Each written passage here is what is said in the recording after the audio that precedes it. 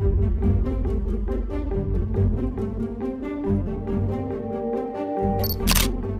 वो दौर था जब अफगानिस्तान से बांग्लादेश तक अखंड भारत होता था।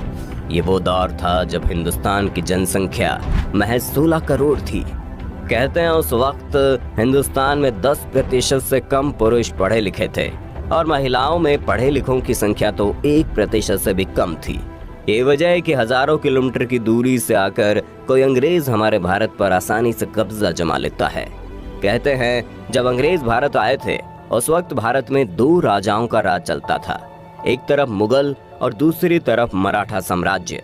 उस वक्त तक अंग्रेज भारत में कदम तो रख लिए थे, लेकिन यहाँ पर उनका कब्जा जमा पाना बहुत मुश्किल था। अंग्रेज इंतजार करते थे कि भारत के राजा आपस में लड़ाई करें और अंग्रेज उस लड़ाई का फायदा उठा ले। यही वजह है कि अंग्रेजों को भारत पर पूरी तरह से कब्जा जमाते जमाते 18वीं शताब्दी आ गई। ऐसे में आप लोगों ने भी कभी न कभी इस बात को सोचा होगा कि उस वक्त के आम लोगों की जिंदगी कैसी थी। उस वक्त के लोगों को क्या पढ़ाई लिखाई करने की आज़ादी मिलती थी? उस वक्त का समाज कैसा था और वे लोग किस तरह के काम को करके अपना भरण पोषण करते थे? उस वक्त हमारा गांव कैसा था? उस वक्त हमारा शहर कैसा था? क्या तब भी हमारे समाज में चोरी, लूटपाट और बलात्कार जैसी घटनाएं होती थी? आज का ये वीडियो आपके लिए बहुत ही इंफॉर्मेटिव होने वाला है, वीडियो के अंत तक बने रहना। तो सबसे पहले हम बात करेंगे आबादी की। भले ही इस वक्त भारत पूरी दुनिया का सबसे अधिक जनसंख्या वाला देश बनने वाला है। आज के वक्त में भारत की आबादी जहां 130 करोड़ से ज्यादा की हो चुकी है, वहीं 1800 ईस्वी में भारत की आबादी महज 16 करोड़ थी। अब आप अंदाजा लगा सकते हैं कि पाकिस्तान, बांग्लादेश जैसे देशों को मिलाकर भी उस वक्त हमारे देश में सिर्फ 16 करोड़ लोग रहते थे। और आज भारत के कई हिस्से कटने के बावजूद भी जो जगह बची है उसमें 130 करोड़ से ज्यादा लोग रहते हैं। ये वो वक्त था जब हमारे देश में शहरों की संख्या बहुत कम थी। यही वजह है कि भारत देश को हमेशा से ही भारत के गांव रिप्रेजेंट करते आए हैं, इसलिए भारत को गांवों का देश भी कहते हैं। बात अगर शहरों में रहने वाले लोगों की जाए तो उस वक्त शहर में जो भी लोग रहते थे वो अंग्रेजों द्वारा बनाए गए मिलों में काम करते थे। उनसे बहुत कम पैसों पर बहुत ज्यादा काम करवाया जाता था। जब अंग्रेज नहीं आए थे तो उस वक्त भारत का कपड़ा भारत और भारत के आसपास के कुछ देशों में ही प्रसिद्ध था, लेकिन अंग्रेजों के आने के बाद भारत में बना हुआ कपड़ा दूसरे महाद्वीपों पर फेमस होने लगा। लेकिन इस प्रसिद्धि के साथ साथ भारत के किसानों और भारत के मजदूरों की आमदनी बहुत कम हो गई, क्योंकि अंग्रेज भले ही उन कपड़ों को ऊंचे दाम पर बेचते थे, लेकिन भारतीय मजदूरों और किसानों को बहुत कम पैसे देते थे। वहीं दूसरी ओर हैंडलूम इंडस्ट्री अपने पतन की तरफ जा रही थी। इन दिनों भारत में हाथों से सारी कारीगरी की जाती थी। लखनऊ और बनारस के हैंडलूम इंडस्ट्री की धूम दुनिया भर में हो गई थी। उस वक्त लोगों का काम बहुत मेहनत भरा होता था, क्योंकि उस वक्त ना तो बिजली थी और ना ही आज के जैसी कोई आधुनिक टेक्नोलॉजी। उन लोगों को लगभग सारा काम अपने हाथों से ही करना पड़ता था।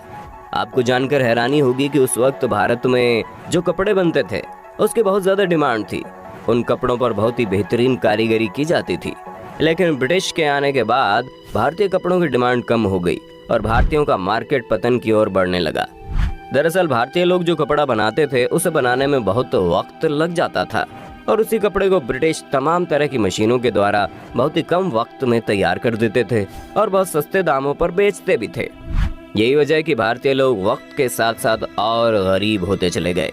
अब बात आती है उस वक्त हमारे देश में जो लोग रहते थे उनका सबसे मुख्य व्यवसाय क्या था। तो दोस्तों ये तो आप भी जानते होंगे कि आज भी हमारे भारत में रहने वाले अधिकतर लोगों का मुख्य व्यवसाय कृषि को ही माना जाता है। यही वजह है कि भारत को कृषि प्रधान देश भी कहते हैं। उस वक्त भारत में मुख्य तौर पर नील, कपास, अफीम, गेहूं और धान की खेती की जाती थी। लेकिन दुख की बात यह है कि उस वक्त हमारे किसानों को उनके फसल की सही कीमत नहीं मिलती थी। अंग्रेज उन फसलों को बहुत ही कम दामों में खरीद कर ग्लोबल मार्केट में अच्छी कीमत पर बेचते थे। उस वक्त हमारे किसान सारा दिन खेतीबाड़ी और पशुपालन करते थे और शाम को अपने घरों में आकर भजन कीर्तन और सत्संग किया करते थे। उस वक्त हमारे भारत में बिजली या इलेक्ट्रिसिटी आम लोगों की पहुंच से बहुत दूर थी। यही वजह है कि तब वे लोग घरों में उजाले के लिए लैंप और दिए जैसी चीजों का इस्तेमाल करते थे। इस दौर की सबसे बुरी बात यह है कि इस दौर में जातिवाद बहुत अधिक हुआ करता था। कुम्हार और साफ सफाई करने वाले लोगों को समाज में बहुत नीची जाति का माना जाता था। लोग अपनी जाति के हिसाब से काम करते थे, जैसे कि कुम्हार मिट्टी के बर्तन बनाता था, धोबी कपड़े धोता था, लोहार लोहे का काम करता था। इसके बाद वो दौर आया जब भारत में रेलगाड़ी की शुरुआत हुई। अंग्रेजों ने भारत में रेलवे की शुरुआत की और इसका इस्तेमाल वे भारत को और डेवलप करने में करने लगे। हालांकि भारत को डेवलप करने के पीछे उनका मकसद भारतीयों की बेहतर जिंदगी नहीं, बल्कि उनका अपना स्वार्थ था।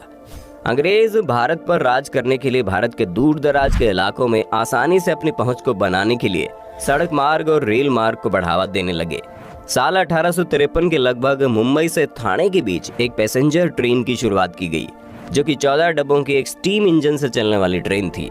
उस वक्त के इंजन में इतनी क्षमता नहीं होने की वजह से उस ट्रेन को खींचने के लिए एक नहीं बल्कि 3 इंजन का इस्तेमाल किया जाता था। उस वक्त अंग्रेजों ने ट्रेन को चलाने के लिए 5 फीट और 6 इंच की दूरी पर 2 पटरियों को स्थापित करके उस पर ट्रेन की शुरुआत की। और आपको जानकर हैरानी होगी कि आज भी भारत में उसी फॉर्मूले से रेल पटरियों का निर्माण किया जाता है। अब बात करते हैं उस वक्त के भारतीयों के इनकम की, यानी ये लोग कमाते कितना थे। अगर इनकम की बात करें तो उस वक्त जहां भारत में अंग्रेज बहुत अच्छे पैसे कमाते थे, उस वक्त भारतीयों की हालत दिन ब दिन बदतर हो जा रही थी। एक रिपोर्ट के मुताबिक 1800 के दौरान जहां एक यूरोपीय कर्मचारी की तनख्वाह 40 पाउंड तक होती थी, वहीं एक आम भारतीय दिन भर मेहनत करने के बाद महीने में महज 1 पाउंड की कमाई कर पाता था। अब आप अंदाजा लगा सकते हैं कि भारत में ही रहकर एक यूरोपीय आदमी जितना कमाता था, उसी काम को करने के लिए एक भारतीय को कितने कम पैसे मिलते थे। वहीं अगर भारत में रहने वाले किसानों की कमाई की बात करें तो अक्सर उन लोगों को बाढ़ और सूखे का सामना करना पड़ता था। खैर, ये समस्या आज के वक्त में भी भारतीय किसानों के साथ बनी रहती है और भविष्य में भी बनी रहेगी। लेकिन उस वक्त वो किसान अंग्रेजों के द्वारा लगाए गए लगान से भी बहुत ज्यादा परेशान रहते थे। इतनी कम कमाई होने के बावजूद भी अंग्रेज उन किसानों के ऊपर तमाम तरह के लगान लगा देते थे। हालांकि हमारे भारतीय समाज में मौका परस्त लोगों के वजूद हमेशा से बनी रही है और उस वक्त भी कुछ मौका परस्त लोग ऐसे थे जो अंग्रेजों के तलवे चाटकर अधिक कमाई कर लिया करते थे। वहीं बात अगर उस वक्त भारत में रहने वाले लोगों की पढ़ाई लिखाई की करें तो आपको जानकर हैरानी होगी कि उस वक्त भारत में पढ़े लिखे लोगों की संख्या बहुत ही कम थी। उस वक्त भारतीय समाज में रहने वाले पुरुषों में महज 10% से भी कम पुरुष ऐसे थे जो पढ़ाई लिखाई करने वाले थे, यानी साक्षर थे। वहीं दूसरी तरफ महिलाओं की हालत तो इससे भी बुरी थी। महिलाओं में 1% महिलाएं ही ऐसी नहीं थी जो पढ़ाई लिखाई से ताल्लुकात रखती हों। हालांकि बिना पढ़ाई लिखाई के भी भारत में रहने वाले सभी लोग किसी न किसी काम में बहुत निपुण थे, लेकिन कम पढ़े लिखे होने की वजह से अंग्रेज भारतीयों के ऊपर बहुत आसानी से अपना कब्जा जमा लिए थे। उस वक्त हमारे भारतीय समाज की एक बात बहुत अच्छी थी। समाज में रहने वाले लोग किसी चीज को खरीदने के लिए पैसे नहीं देते थे, बल्कि अगर कोई एक आदमी चावल उगाता था तो वो दूसरे आदमी से चावल के बदले कुछ गेहूं ले लेता था। जो आदमी सब्जी उगाता था वो उन सब्जियों के बदले चावल और गेहूं बदल देता था। यानी उस वक्त हमारे भारतीय समाज के अधिकतर हिस्सों में चीजों की खरीद बेच की जगह अदला बदली की जाती थी। इसलिए एक गांव में रहने वाले लोगों को किसी चीज को खरीदने के लिए ज्यादा दूर नहीं जाना पड़ता था, बल्कि उन्हें हर चीज आसानी से अपने गांव में उपलब्ध हो जाती थी। आज भी अगर आप भारत के कुछ गांवों में जाएंगे तो वहां पर अदला बदली की प्रथा चलती है, जो कि बहुत अच्छी है। लेकिन उस वक्त हमारे भारत में चिकित्सा स्वास्थ्य व्यवस्था इतनी अच्छी नहीं थी। ये वजह कि आज के वक्त में हम लोग जिस बीमारी को आसानी से चकमा दे देते हैं, आज से 200 साल पहले वो बीमारी हमारे समाज में महामारी का रूप ले लेती थी। लोग छोटी छोटी बीमारियों की वजह से मौत के मुंह में समा जाते थे। तो दोस्तों, आपने देखा आज से 200 साल पहले हमारा भारत कैसा था। उस वक्त के समाज की कुछ बातें अच्छी थी तो कुछ बातें बुरी, जैसे कि जातिवाद उस वक्त के समाज की बहुत ही बुरी चीज थी, जिसका प्रभाव हमें आज के वक्त में भी देखने को मिलता है। उस वक्त हमारे समाज में लोग पढ़े लिखे कम थे, लेकिन सामाजिक ज्यादा थे।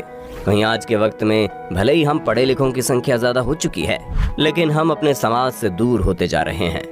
उम्मीद करते हैं ये जानकारी आपको अच्छी लगी होगी, और अगर आप हमारे प्राचीन भारत से जुड़ी और भी किसी बात को जानना चाहते हैं तो आप हमें कमेंट करके बताइए। हम अपनी अगली वीडियो उसी टॉपिक पर डिटेल में लेकर आ जाएंगे।